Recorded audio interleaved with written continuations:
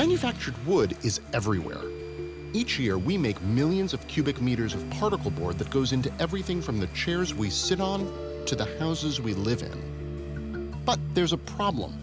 Most manufactured wood contains urea formaldehyde, a binding agent that sounds nasty because, well, it is. The federal government has classified it as a known human carcinogen. In order to maintain our current quality of life, we need to challenge the way that we're using, discarding, and manufacturing materials today. I'm inside a factory in upstate New York where new breeds of renewable construction products aren't made, they're grown. This new process is based on an unconventional source, the root structure of mushrooms known as mycelium.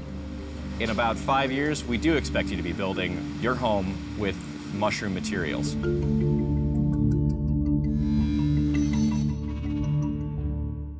What are the problems with the existing traditional materials that we use for building and other products? Traditional engineered wood products today, they are made out of wood. Their principal composition, typically somewhere around 85% of the total mass, is wood.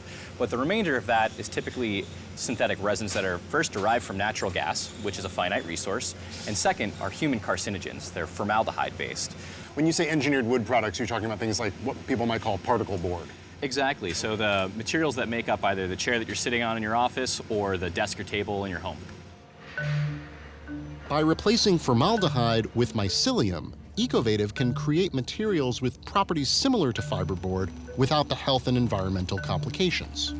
Even in nature, mycelium is like a natural adhesive. It actually holds the forest floor together. What we do is use two constituents, ground up crop waste or wood waste. We inoculate that with mycelium, and then the mycelium does the work. It actually eats that ground up material, and it grows through and around the particles, binding them together through the growth of the organism, transforming discrete particles into a physical composite. So essentially, we're using nature's technology to grow a glue. So this is what you're growing here. This is what's in all these racks behind us. That's correct, yeah. So what we have here is we have an enclosure, and what the enclosure does is it provides the shape or the geometry that we're looking to grow. Cool. So let me crack this open. All right.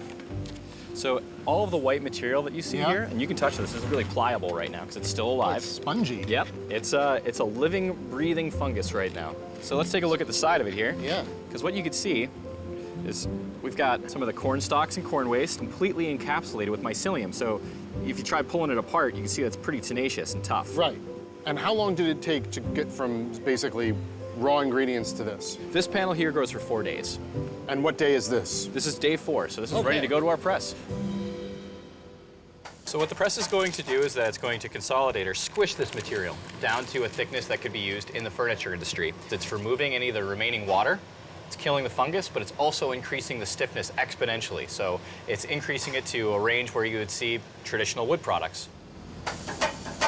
This takes about 10 minutes to press and remove all the water and to set the mycelium so it maintains the shape that we're looking for. And at the end of that 10 minutes, we're left with something like this? That's right, yeah. So what we have here is a rigid board material. Yeah.